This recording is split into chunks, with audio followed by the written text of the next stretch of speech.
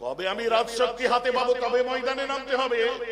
আর তার আগে তোমাকে শেষ করে দিই, তার আগে অকাব্যির পাস হয়ে যা, তার আগে তোমার কি বলে আপনার ইউনিফর্ম সিভিল কোড আপনার চালু হয়ে যা, তার আগে বোকাদের বুঝাবেন।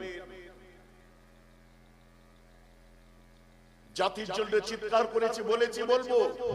তোমাকে খারাপ লাগবে, দূর করে তোমাকে ছেড়ে ফেলে দেবো। তোমার মতো মুরিদ বেরাবের দরকার নেই। তুমি আমার মতো করে চলতে পারবে না। বেরাব সিদ্দিকী জিন্দাবাদ বলার অধিকারটা তোমার কাছ থেকে আমি কেড়ে নেব। কথাটা বুঝতে পারছেন না? আজও পর্যন্ত কোন দলের হয়ে কোনদিন চলিনি, কোন দলের হয়ে চলছি না, কোন দলের হয়ে চলবো না। আমার বাড়িতে এমএলএ আছে, দুনিয়ার যত এমএলএরা আছে দেখো, রুলিং পার্টি তারাও দেখা সাক্ষাৎ করছে, মন্ত্রীরা তারাও ফোন করে, ঈদ মোবারক করে। অপোজিশন লিডারও আমার সাথে কথা বলে। আমি পীর সাহেব, অবস্থানটা আমার বুঝে নিন। আমি কোন দলের নয়। আমার নিজের বাড়িতে এমএলএ আছে, বেশি দরদ দেখাতে শুনি। কথা বুঝতে পারছেন না? কি নওশাদ এমএলএ নেই? তুমি দরদ দেখাচ্ছ আমার কাছে। কালকা যোগী, আমি কি করে চলবো না চলবো তুমি ঠিক করে দেবে। 4 টাকার চার্জার মোবাইল কিনেছো, খারাপ লাগছে নাকি শুনতে? কিছু করার নেই। I don't care about that, what ever I am. আগে বলেছি না, যখন আব্বাকে নিয়ে কমেন্ট করছে, ঝরঝর করে দেখেছি আর কেঁদেছি।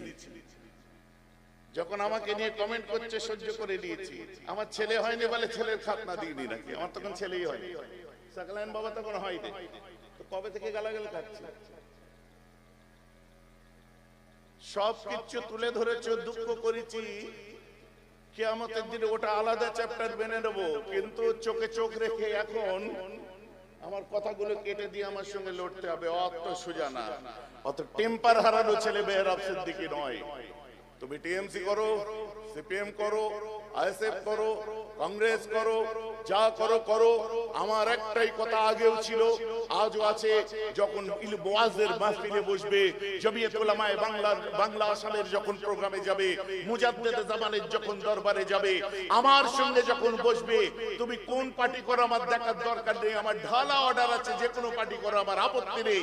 কিন্তু আমার সঙ্গে যখন বসবে, সব জার্সি খুলে দিয়ে মুজাদ্দেদে জামানের জার্সি পরে বসতে হবে। ভাই, আমার কথা বুঝে যাচ্ছে তো নাকি? বুঝে যাচ্ছে? কারণ আমার কোন রাজনৈতিক ভবিষ্যৎ নেই যে আমি তোমাকে আটকে রেখে দেবো যে আমার সংগঠন করলে কোনো পার্টি করা যাবে না। তো যা খুশি কর, মেরা মাথায় ফুল গুজকে যা। বিসমিল্লাহি ওয়া ফি সাবিলিল্লাহি ওয়া আলা মিল্লাতে মমতা ব্যানার্জি বলবে, ওয়া আলা মিল্লাতে মোহাম্মদ সেলিম বলবে, ওয়া আলা মিল্লাতে এই আপনাদের এখানে বাড়ি কি অধিকারী বলবে, বলবে বলবে না। ওয়ালা মিল্লাতে নওশাদ সিদ্দিকী বলবে, বলবে না। ওয়ালা মিল্লাতে কোন দলের নাম বলবে, বলবে না। তাহলে তুমি যাকে ভালোবাসছো বাসো, ওটা তোমার মনের ব্যাপার। কিন্তু কবরে যখন যাব, আমাদের বলবে বিসমিল্লাহি ওয়া ফি সাবিলিল্লাহি ওয়া আলা মিল্লাতি রাসূলিল্লাহ।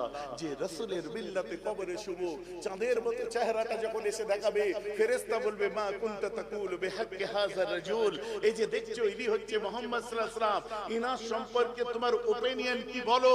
সঙ্গে সঙ্গে বলবো চোখটা না পাক, যে চেহারাটা দেখাচ্ছেন পাক। বারবার দেখলে বিয়াদবি হবে। ফেরেশতা যার জন্য বলতে বলছেন আমার রাসূলের জাত পাক, আর আমাদের জবানটা না পাক। একবার দেখেছি অতি আমাদের কাজ হয়ে গেছে।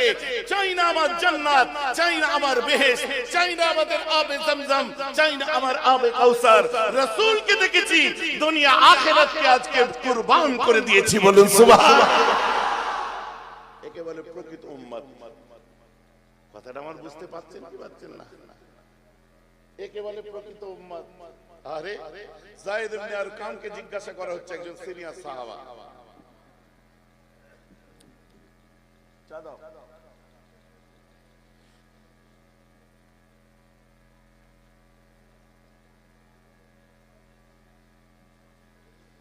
এটা লড়ে লড়ে এলেন,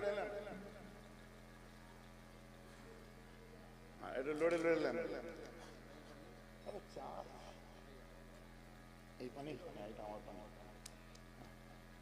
ভাইজান কথা বুঝতে পারছেন? আল্লাহ রাসূলের সিনিয়র সাহাবা যায়েদ ইবনে আরকাম। আরে আমি কোট করছি, কোট এন্ড কোট কথা বলবো, ফালতু কথা বলবো না। মৌলভী সাহেবরা যারা দেখছো ইউটিউবে, ভালো করে কিতাব খুলে দেখে নাও, বুখারী মুসলিম থেকে কোট করবো, আগেই বলে দিলাম।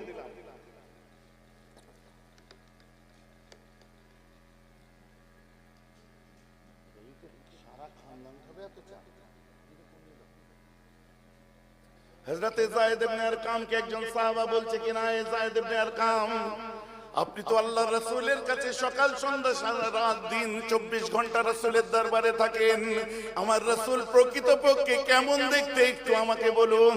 যায়েদ ইবনে আরকাম মাথাটা নিচু করে নিয়ে ঝরঝর করে কাঁদতে আরম্ভ করে।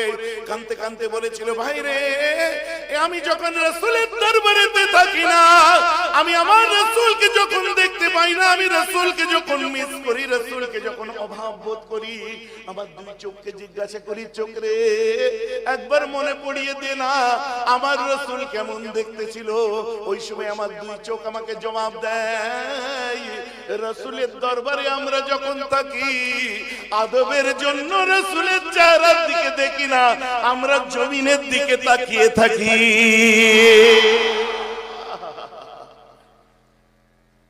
যে রাসূলের দরবারে যখন থাকি, সাহাবায়ে কেরামরা পাখির মতো মাথা নিচে করে, এরকম পাখি যেমন ওই খুঁটে খুঁটে চাল খায়, ধান খায়, দানা খায়, সাহারা বলছে আমরা মাথা নত করে থাকি, নবীজির চেহারার দিকে দেখি না, চোখে চোখ দিই না। বাবা যদি বেয়াদবি হয়ে যায়, কবরের মধ্যে জিজ্ঞাসা করা হবে, তুই কবরে যা, গেলাম, এখন কি হবে? মান রব্বুক, আল্লাহকে, তো রবকে, রব্বি আল্লাহ, ওমা দীনুক, দিন কি, দিন আমার ইসলাম, ওমান নবিয়ুক, তোমার নবীকে, সাইয়্যিদনা সাল্লাল্লাহু তাআলা আলাইহি ওয়াসাল্লাম আমার রাসূল।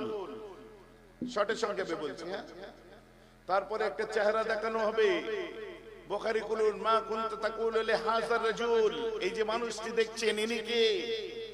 অপর হাদিসে লিখছে মা কুনতা তাকুলু বিহাযার রাজুল। আর একটা হাদিসে, একই হাদিস আছে, মা কুনতা তাকুলু বিহাক্কি হাযার রাজুল, যাকে দেখছো ইনি হচ্ছে মুহাম্মদ সাল্লাল্লাহু আলাইহি ওয়াসাল্লাম, ইনার সম্পর্কে তোমার ওপিনিয়ন কি? What is your opinion regarding to this Muhammad, this prophet?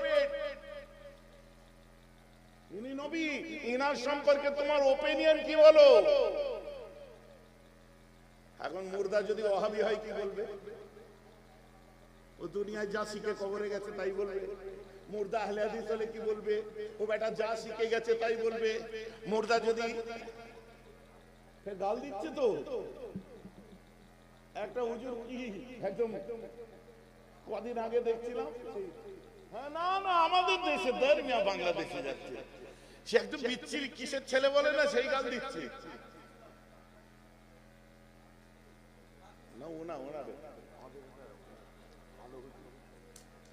গাল দিচ্ছে। আমি আল্লাহ কোন দুর্দিনে আসলো, আমার মতো খ্যাপা